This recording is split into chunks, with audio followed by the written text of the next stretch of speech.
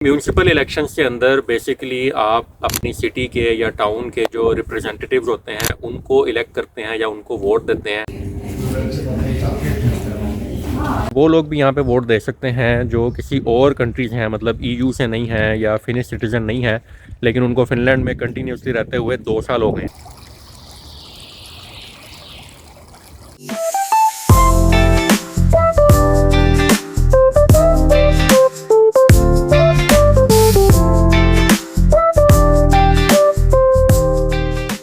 अस्सलामुअलैकुम and hello to everyone. I hope आप सब लोग ठीक होंगे। आज 13 अप्रैल है। फिनलैंड के जो म्यूनसिपल इलेक्शंस हैं उनका वोटिंग डे है आज। ये वीडियो वैसे तो मैंने कुछ दिन पहले बनानी थी, लेकिन बस रूटीन इस तरह की थी कि मैं बना नहीं सका ये वीडियो। तो आज क्योंकि वोटिंग डे है, मैं भी वोट देने के लिए जा रहा हूँ, तो आप लोगों को दिखाऊँगा कि फ़िनलैंड में वोट किस तरह से दिया जाता है। जितना प्रोसेस मैं दिखा सका वो ज़रूर दिखाऊँगा। ये हमारे घर से कोई तकरीबन 3-4 मिनट की दूरी पर है जहाँ पर हमने वोट डालना है। यूजुअली जो भी आप लोगों का रेजिडेंशियल एरिया होता है उसके आसपास ही कोई ना कोई स्कूल या कोई ऐसी जगह जहाँ पे वोट डाला जा सकता है, वहाँ पे पोलिंग स्टेशन बन जाता है, तो वहाँ पे आप जाके वोट डालते हैं। तो वो प्रोसेस आप लोगों को दिखाऊंगा। फिर इस पे भी बात करेंगे कि कौन लोग वोट डाल सकते हैं, इनके पास ये राइट है फ़िनलैंड में कि वो म्यूनसिपल इलेक्शंस में वोट दे सकते हैं। फिर इसके अलावा पार्टीज़ कौन सी हैं फ़िनलैंड में, उनके फोकस एरिया से बात करेंगे। अभी अभी मैं उठा हूँ, शक्ल मेरी जो है ना वो लग रही होगी कि सुते उठे हैं। तो ज़रा बात करते हैं इस वीडियो में, डिटेल में आ जाए। तो सबसे पहला पॉइंट ये है कि ये जो म्यूनसिपल इलेक्शंस हैं ये कब कब कंडक्ट होते हैं। तो हर 4 साल के बाद फिनलैंड में जो म्यूनसिपल इलेक्शंस हैं वो कंडक्ट होते हैं। फिर बात आती है कि कौन लोग इसमें वोट दे सकते हैं। तो अगर आप फिनिश सिटीज़न हैं और आई थिंक 18 साल से ज़्यादा आपकी उम्र है तो आप वोट दे सकते हैं। 18 साल या 18 साल से ज़्यादा, ये मुझे कंफर्म नहीं है सेकंड पार्ट, लेकिन फिनिश सिटीज़न है तो आप वोट दे सकते हैं। फिर इसके अलावा अगर आप किसी ईयू कंट्री से हैं तो तब भी आप यहाँ पे वोट दे सकते हैं, लेकिन उसका भी आई थिंक कोई क्राइटेरिया है कि शायद 50+ डेज़ आपको फिनलैंड में रहते हुए हो गए हों।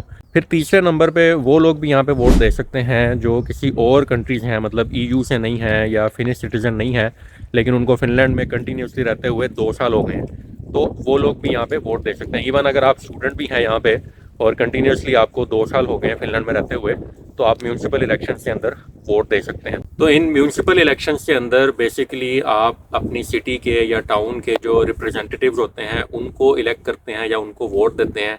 और फिर ये जो लोकल गवर्नमेंट होती है ये मुख्तलिफ एरियाज़ में काम करती है, जैसे हेल्थ सेक्टर हो गया, फिर स्कूल्स हो गए, या इस तरह की जो फैसिलिटीज़ हैं ये इन पे काम करती हैं। इसके अलावा जो एक बड़ी इंपॉर्टेंट चीज़ है जो मुझे बड़ी अच्छी लगती है यहाँ पे, वो ये है कि यहाँ पे 2 कॉन्सेप्ट्स हैं वोटिंग के। एक एडवांस वोटिंग है और फिर एक नॉर्मल वोटिंग डे है, जो कि जैसे मैंने बताया कि आज का है 13 अप्रैल।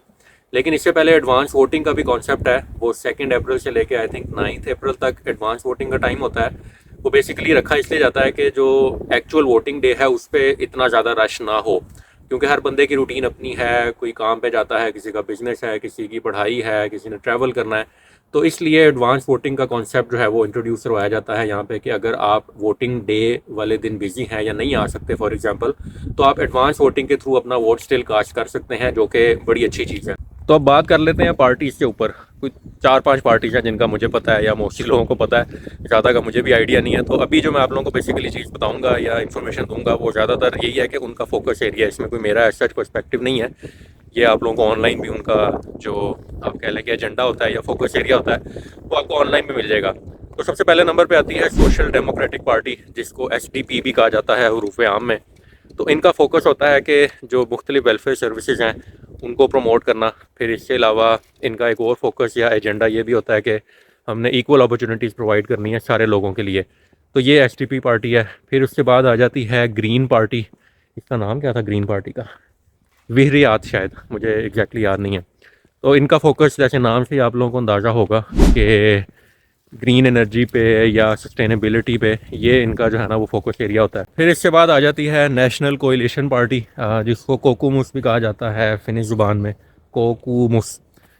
इनका फोकस एरिया ये होता है कि इन्होंने बिज़नेस रिलेटेड जो अपॉर्चुनिटीज़ हैं उनको फोकस में लेके आना है या उनको बढ़ाना है, और ओवरऑल जो इकोनॉमिक ग्रोथ है फिनलैंड की वो इनका मेन एजेंडा होता है। फिर आ जाती है फिन्स पार्टी, जिसको पेरूसोमालैसेत भी कहा जाता है।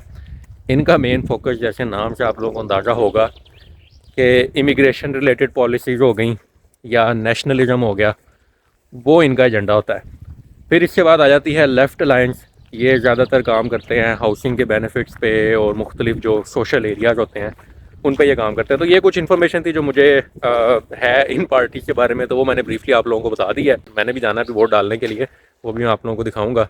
लेकिन इधर जो है ना वो कीचड़ो कीचड़ी निज़ाम हुआ हुआ है पीछे, क्योंकि बर्फ़ जो है वो पिघल गई थी और उसके बाद फिर जब बर्फ़ पिघलती है तो जैसे ज़्यादा बारिश होने से ज़्यादा पानी आता है ना, तो उसी तरह बर्फ़ पिघलने से भी जो है ना वो यहाँ पे पानी आ जाता है।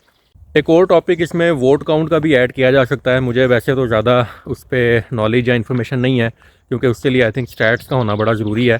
लेकिन एक जगह पे मैं पढ़ रहा था कि जो लास्ट इलेक्शंस हुए थे उनमें आई थिंक कोई 56 या 57% तक वोट काउंट था। अब वोट काउंट बेसिकली ये होता है कि जितने लोग एलिजिबल हैं वोट देने के लिए और एक्चुअल में जितने लोग वोट देते हैं उसकी जो परसेंटेज होती है उसको वोट काउंट कहा जाता है। तो वो 56 या 57% के जो है ना वो आसपास थी, जो कि काफ़ी सारी कंट्री से बेहतर भी है। लेकिन अगर नॉर्डिक्स में बात की जाए तो स्वीडन का भी वोट काउंट ज़्यादा था और आई थिंक डेनमार्क का सबसे ज़्यादा वोट काउंट था, मे बी शायद 70% या 70+ % थी उसकी।